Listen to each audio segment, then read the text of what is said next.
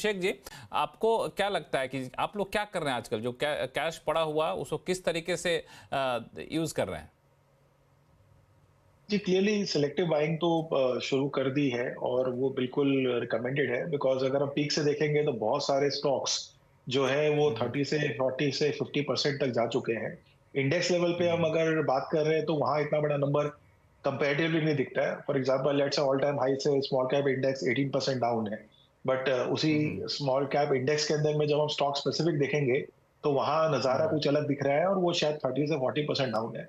तो उस तरह से हाई क्वालिटी स्टॉक जो है जहाँ पे आपको पता है लॉन्ग टर्म स्टोरी आपकी इंटैक्ट है, ग्रोथ स्टोरी है, तो वहाँ पे अब आपके हम्म, पास एक प्राइस एडवांटेज आ गया है क्योंकि अब वो पीक से आपको एक एक मच रीजनेबल वैल्यूएशन में आपको भाव मिल रहा है। एंड बिल्कुल मैं भी हम्म, यही रिकमेंड करूंगा कि सिलेक्टिवली बाइंग शुरू कर देनी चाहिए क्योंकि बॉटम तो आप हम्म, फिगर आउट कर नहीं सकते, टॉप हमें किसी को पता नहीं है। बट ये जोन हम्म, डेफिनेटली एक डिसेंट जोन है जहाँ पे बाइंग शुरू कर सकते हैं।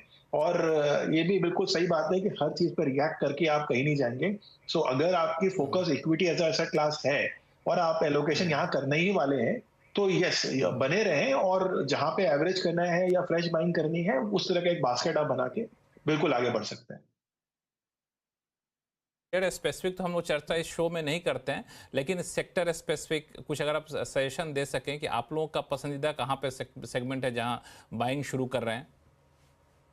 तो सेक्टर वाइज मेरी उतनी फोकस नहीं रहती जितनी बॉटम अप अप्रोच रहती है स्टॉक स्पेसिफिक बिकॉज कई बार ऐसा होता है कि एक अच्छा। सेक्टर बहुत करेक्ट हो चुका है बट उसमें भी अच्छे अच्छे नाम होते हैं। जैसे रियल एस्टेट है, अगर हम देखेंगे तो रियल एस्टेट की स्टोरी खत्म नहीं हुई है एंड सबसे ज्यादा करेक्शन हमें उसी सेक्टर में मिला है। अब वहां पे कोई ट्रम्प की हम्म, पॉलिसी का या किसी की पॉलिसी का रिएक्शन नहीं होना है क्योंकि वो हमारी डोमेस्टिक स्टोरी से रिलेटेड है। सीमेंट यहीं का है, हम्म, स्टील यहीं का है, कंज्यूमर भी यहीं का है। तो there are hmm, good names जहाँ पे बहुत अच्छी अभी प्राइस करेक्शन हो गई है और वहां पे कई नंबर्स में स्लो डाउन नहीं हुआ है। जहां तक एंड यूजर की बाइंग पावर की हम बात करें, परचेसिंग पावर की बात करें रियल एस्टेट को, so that is a way how I consider कि हर एक सेक्टर में अपॉर्चुनिटी है बट आपको हाई क्वालिटी नेम्स के साथ ही रहना चाहिए जो अगेन सभी को पता है कि it is always better to bet on the leader than the follower. So हर सेक्टर पे आपको मिल जाएंगे एंड अभी के हर वैल्यूएशन में सेक्टर जैसे में मैंने ऐसी कहा चीज़ें कि मिल जाए। मिल ही हाँ, जाएंगे, बिल्कुल बिल्कुल। वो है ही। हाँ। सुनील जी कुछ जोड़ना चाहते हैं? सुनील सुब्रमण्यम साहब।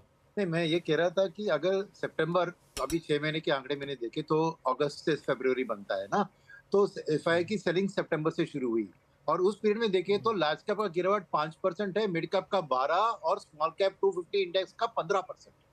तो इससे साफ हम्म, ये जाहिर है कि लार्ज कैप क्यों उतना नहीं गिरा, क्योंकि एक वो बड़ी कंपनी है, फ्री फ्लोट ज्यादा है, मगर फंड मैनेजर्स की रिलोकेशन ग्रेजुअली उस तरफ हो रही है, वो मैं देख रहा हूँ सेक्टर रोटेशन के कारण, क्योंकि इसी पीरियड में हम्म, पीएससी पब्लिक सेक्टर इंडेक्स 25% गिरा है। तो ये जो सेक्टर रोटेशन है वही है मेन कारण इस फॉल का। तो वही मैं कहना चाह रहा था कि डेफिनेटली साइलेंटली डोमेस्टिक डीआईआई एक लार्ज कैप और क्वालिटी की ओर ध्यान दे रहे हैं और उधर ही ज्यादा एलोकेशन कर रहे हैं, इसलिए मिड एंड स्मॉल कैप में ज्यादा करेक्शन हुआ है। तो उस हिसाब से हम्म। मैं बता रहा था कि यही चीज है, को गिरावट के परसेंटेज में साफ दिख रहा है ये बात। हाँ, ये मतलब ग्राफिक्स के हिसाब से देखें तो दिख रहा है कि पैसा यहाँ से निकल रहा है, यहाँ पैसा जा रहा है। वही पैसा जा रहा है कि नहीं जा रहा है, ये एक थोड़ा सा डिबेट का इशू हो सकता है, क्योंकि इतना क्लोज मॉनिटरिंग तो करना थोड़ा सा मुश्किल होता है। मनीष डांगे साहब, चूंकि हम लोग देखें कि अलग अलग जो घटनाएं हुई थी, तो मैं एक आंकड़ा निकाल रहा था कि कब कब कितनी ज़्यादा गिरावट देखने को मिली थी। जब कोविड हुआ था 19 में, तो 20 में तो 38% तक गिरावट आई थी। सब प्राइम क्राइसिस में 61% तक गिरावट देखने को मिली थी और 2000-2001 के बीच में 56% तक गिरावट देखने को मिली थी। तो उन सब के मुकाबले तो गिरावट कुछ वैसा है नहीं, तो डरावना गिरावट तो नहीं कहेंगे इसे। हाँ तो सर मूवी खत्म नहीं हुई है ना। अच्छा। अभी खत्म नहीं हुई है। हाँ मतलब खत्म मूवी तभी कर सकते हैं जब थिएटर से बाहर निकल जाएं, और अच्छा, गिरावट थिएटर से तभी बाहर खत्म निकल। होती है जब अपन हम्म। वापस से मार्केट टेक्निकल टर्म्स में वापस से 100-200 डीएमए से ऊपर आ जाए। तो अभी तो हाँ, तो प्रोसेस में है। अभी आप पिक्चर अभी बाकी अक्टूबर है। अक्टूबर जुलाई अगस्त 2008 के अंदर आप बोल रहे थे कि हम तो महान है, मतलब 10% गिरा था मार्केट, तो और उसके हाँ, बाद में स्टेबलाइज हो गया था।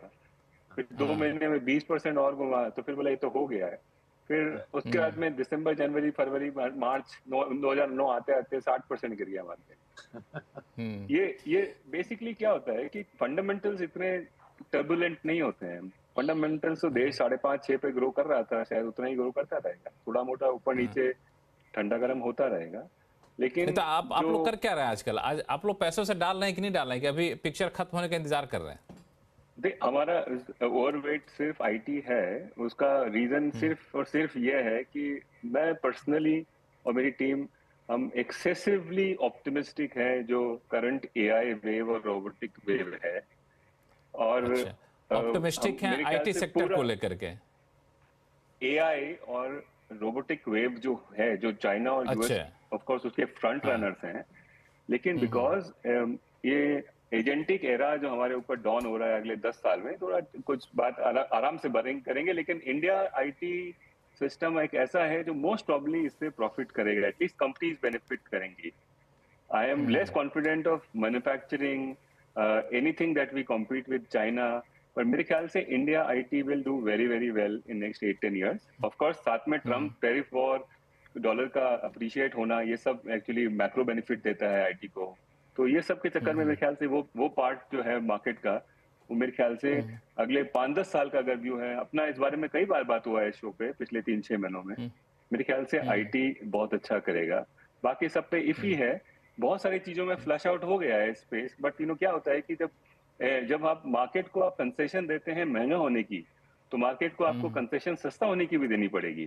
दोनों तरफ आपको डील देनी पड़ेगी ना, पतंग हमेशा ऊपर ही नहीं जाती है ना, कभी नीचे भी आती है, कभी ऊपर आती है, तो दोनों तरफ मूव करेगा। इसीलिए जैसे अभय और ये सब बोल रहे हैं कि आप सिस्टमेटिकली, एक आम इन्वेस्टर देखिए, अलग अलग आदमी का अलग अलग हेडसेट है। मैं सिक्लिकल इन्वेस्टर हूँ, मैं कभी आपसे बहुत तेजी की बात करूंगा, कभी मंदी की बात करूंगा, लेकिन आपका जो एवरेज ऑडियंस है उसके लिए यही कन्वे करना पड़ेगा कि चलो धीरे धीरे धीरे धीरे अगले साल 1.5 साल के अंदर आप बाय करिए धीरे धीरे। माहौल यहाँ से ये, इसका मतलब ये नहीं है कि चीजें फ्लैटन हो गई है, चीजें मोस्ट प्रॉब्ली मेरा व्यू है कि खराब होंगी, लेकिन आपके पास में वो टूल किट्स है नहीं कि आप उसको प्राइस कर पाए, उस चीज को आइडेंटिफाई कर सके। तो ज्यादा बेहतर है कि अगला 6, 12, 18 महीनों में आप धीरे धीमे इन्वेस्ट करें। नहीं, इसमें मनीष जी एक और सवाल का जवाब दे दीजिए, फिर मैं बाकी पैनलिस्ट के पास जाऊंगा। एफआई को लेके आप लोग क्या, आपकी अपनी स्टडी क्या कहती है कि एफआई आएंगे अब, चूंकि जो वैसे जो फंडामेंटल चीज़ें हम लोग देखते हैं कि बॉन्ड यील्ड वहाँ पे बढ़ रहा है, उनको यूएस में ज़्यादा रिटर्न मिलेगा, तो हमारे यहाँ क्यों आएंगे? भले ही हमारी अर्निंग सीजन बेहतर क्यों ना हो जाए, भले ही हमारा ग्रोथ थोड़ा सा बेहतर क्यों ना हो जाए, आप इससे कितने सहमत होते हैं? वो लोग तो बिल्कुल प्रोफेशनल है कि जहाँ रिटर्न मिलेगा वहीं आएंगे। देखिए बेसिकली एफआई एक ग्लोबल इक्विटी पूल है, एक रिस्क पूल है, वो उसके पास में 160 देश हैं इन्वेस्ट करने को। जब 1990s और 2000 में आपके लोकल इन्वेस्टर को खबर तक नहीं थी, तो उन्होंने पूरा देश का 26% स्टॉक उठा लिया। अब आप एक्साइटेड हो गए हैं तो वो आपको देख करके कहीं और चले जाएंगे।